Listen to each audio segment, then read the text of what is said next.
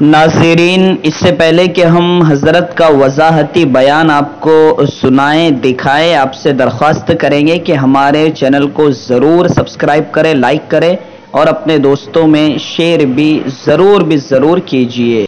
हजरत, मैं express news Bharat से बात कर रहा हूँ। इंटरव्यू के लिए बात करना चाह रहा था। एक्सप्रेस न्यूज भारत से बात कर रहा हूँ, अबरार रहमान। अच्छा, फरमाइए। हजरत, इंटरव्यू चाह रहे थे हम भी थोड़ा सा एक। अरे भाई, इंटरव्यू हाजिर आ गए यार। इंटरव्यू देखते कोई याद ही नहीं है, और ऐसा मालूम होता है जैसे हमारा कोई और काम ही नहीं है। नहीं हजरत, मैंने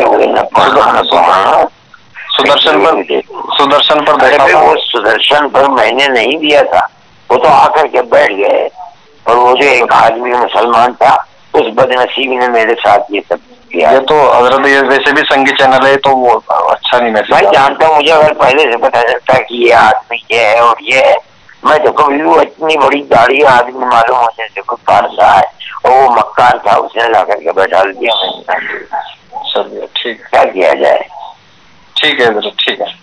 सलाम वालेकुम।